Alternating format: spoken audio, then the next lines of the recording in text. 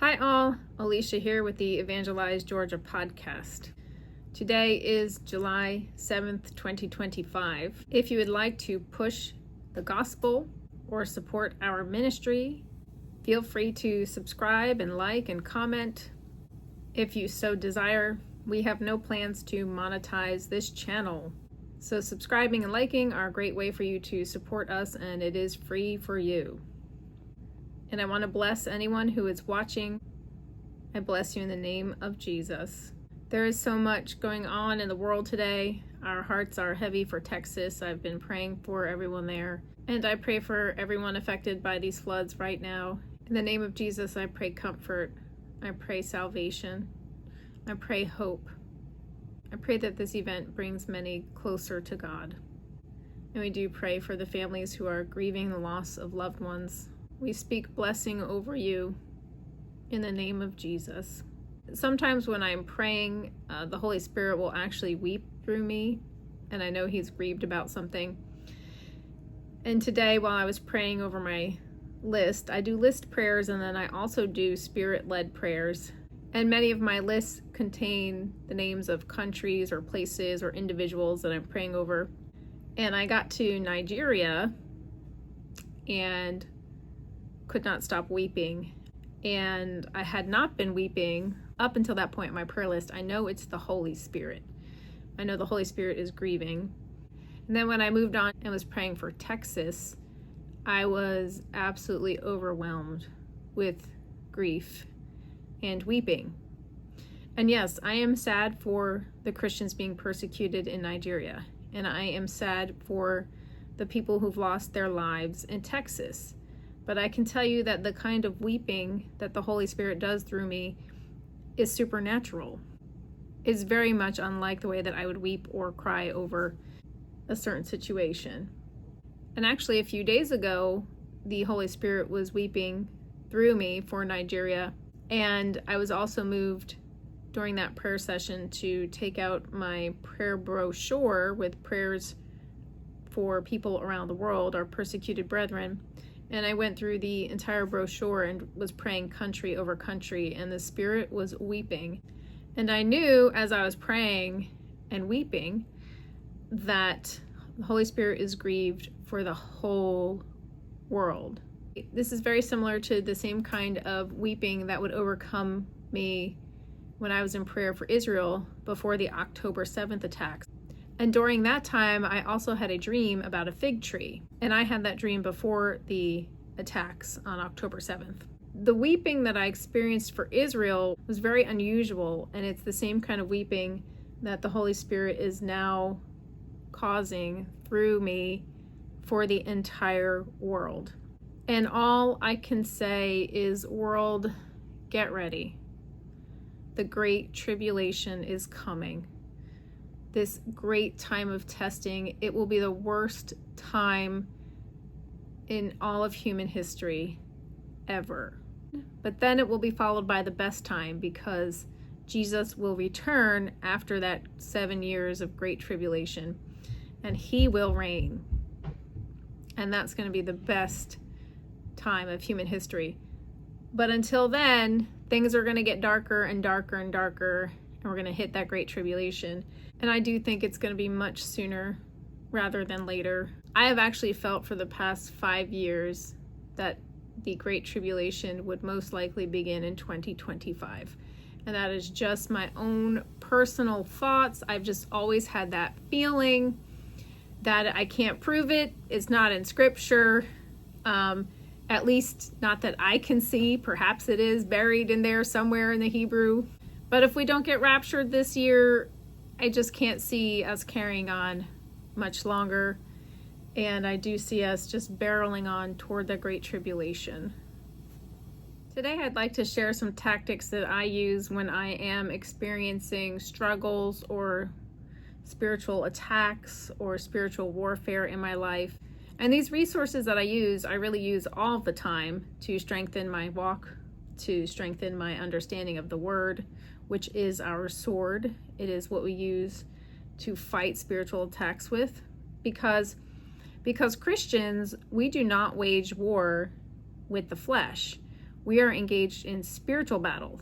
And as 2 Corinthians chapter 10 tells us, the weapons of our warfare are not of the flesh, but they are divine in power. And we are to use our weapons to destroy not people, not physical things, but to destroy arguments and opinions that raise themselves against the knowledge of God. So in order to armor up, there are some things that I do. Number one, I got rid of all the garbage in my life. Got rid of all the bad movies I was watching, bad TV, bad music. And now all I do is listen to the Bible on audio or Christian podcasts, or I watch the Bible word for word videos of the Bible. I do not watch The Chosen for various reasons, some of which I've talked about before. And I do not watch movies and TV that are based on the Bible. I watch movies that follow the Bible exactly. And I can tell you it has renewed my mind. My husband and I noticed that we were backsliding a lot and experiencing all kinds of problems in our life, in our relationships, and we traced it back to we were watching garbage, and I was reading garbage, and I was writing garbage. I was writing fantasy novels. I was trying to be like Tolkien or like C.S. Lewis, and I was trying to write Christian allegory, but I did not realize that I really was just dabbling in sorcery and dark arts, and I needed to get out of that quickly. In fact, the only Christian allegorical book that I would recommend to anybody is The Pilgrim's Progress. I would even make the case that the Lord of the Rings books are not that great for your mind, and I could do a whole podcast on that, and I'm sure a lot of you are angry at me for even saying that, but I have my reasons, and I'm just sharing my opinions here. You are welcome to start your own podcast and share your opinions. It's a free country. So one of the things my husband and I are constantly doing is listening to audio Bible or watching the Bible word for word through movies. And we found this company called Lumo that is recording the Bible word for word in movie format. And it has just been a huge game changer in our faith, in our lives, in the renewal of our minds. It's just been amazing. And I'll watch those movies over and over and over and over again because I want to get to the point where I have the Gospels memorized. And I'm not sure that I'll ever get to that point on this side of life, but I do serve a supernatural God, so I expect supernatural moves from him, especially in the area of learning his word. Another thing I do, especially when I'm experiencing spiritual attacks or spiritual warfare, is I really get into scripture memorization and listening to memory verses through song. And my family loves the Seeds Family Worship. You can listen to that with your children.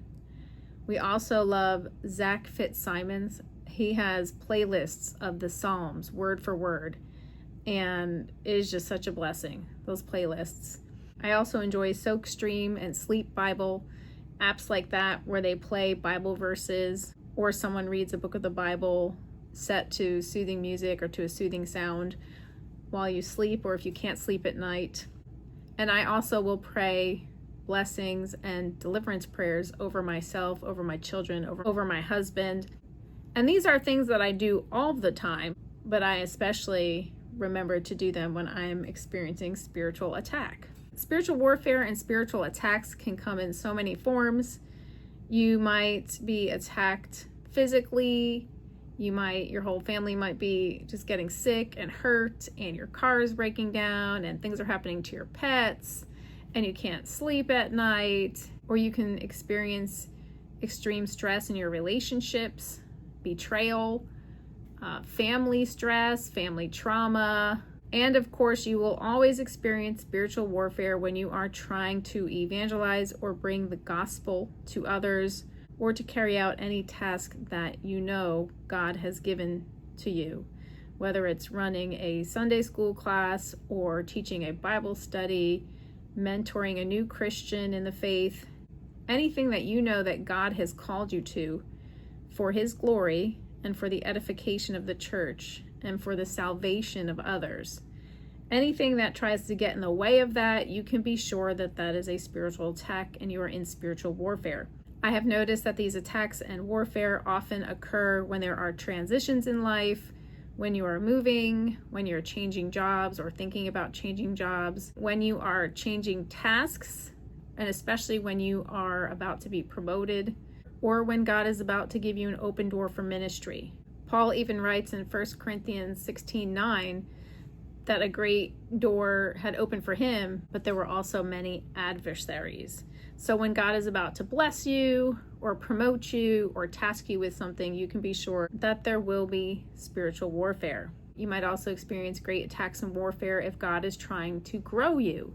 So perhaps your life has just been kind of stale or just humming along, and it's time for a challenge. It's time for God to test you, to give you the opportunity to persevere, to give you the opportunity to rejoice in suffering as He commands, to give you the opportunity to grow in your hope and in your knowledge of Him and in your relationship with Jesus Christ. So anyone who seeks to live godly will experience suffering and pain and warfare.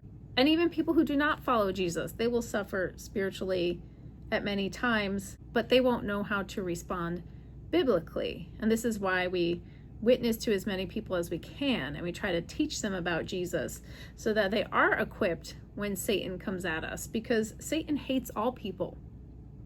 He even hates his most loyal followers, and he is constantly prowling, looking for a soul to devour. 1 Peter 5:8 tells us that Satan is a roaring lion seeking someone to devour. So we want to be vigilant, we want to be watchful, flee from temptation, flee from sin, because sin and giving into temptation opens up all kinds of doors and opportunities for spiritual warfare and spiritual attacks in your life. So I encourage you to use these resources, or if you have some resources that you use, feel free to leave those in the comments for others so that they can be edified and we can all equip ourselves better for spiritual warfare. And if you are watching this and you have not received Jesus as your Lord, if you have not been reborn, then I encourage you to call on Jesus today. He can make you a new creature. You are completely brand new in Jesus. He died on the cross for your sins, so He pays for all of your sin. He already paid for all your sin. He paid for the sins of the whole world. You have to receive that payment, though. You have to reach out in faith and say, I am a sinner and I can't save myself. There's nothing you can do. There's nothing that you can give to God to earn payment for your sins. Your sins are paid in full by Jesus. Ask Jesus to baptize you with the Holy Spirit. The Holy Spirit will come to you and teach you and guide you, and you will be an overcomer. That means Jesus will give you power over your sin to overcome. Okay, you may stumble, you may struggle, but Jesus is the author and finisher of your faith, and He will empower you. He gives you that same power that raised Him from the dead. That power comes to live inside of you. Wow. Also, the Holy Spirit seals you for the day of resurrection. Because Jesus is resurrected, right? He died, was buried, and on the third day rose. Because He is resurrected, He is the living God. He is God in the flesh. He has the power to resurrect you. He created you in the first place. All things were created through Him. You can read all about that in Colossians 1, John chapter 1, Hebrews chapter 1, and various other places in Scripture. And because Jesus created you, because He overcame sin and death and was resurrected, He and only He has the power to resurrect you. So you must repent of your former self, repent of your former ways if you're trusting in anything else, if you're praying in any other name, if you're following any false religion, or you have any idols in your life, if you're talking to saints or to Mary, anything like that. Give it all up, repent of your former beliefs, and turn with your whole heart to Jesus Christ as the perfect payment for your sin, because only He lived the perfect life. And so His blood is perfect, which makes it the only acceptable payment for sin. And trust Him for your resurrection, because the day is coming very soon when the trumpet will sound and Jesus Himself will descend with a shout. And that shout is going to wake the dead who are in Christ. The dead in Christ get resurrected first, and they get their resurrection bodies, immortal bodies. And then those of us who are alive and remain, we get changed in the twinkling of an eye. Our mortal bodies put on immortality, and we get caught up to be with all of the saints and Jesus in the air, in the clouds, and we will be with them forever. You don't want to miss that. That is the free gift of God.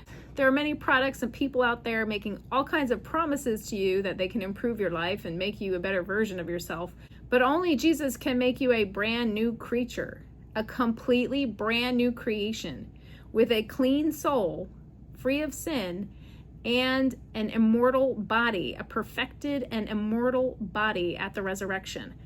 That is the free gift of God. No one can give that to you, though I suspect the imposter, the Antichrist, will try to give people some kind of version of eternal life, but that's a whole rabbit trail for another day. But there is no one, nothing on this earth that can give you brand new life, a brand new soul, and a brand new body at the resurrection.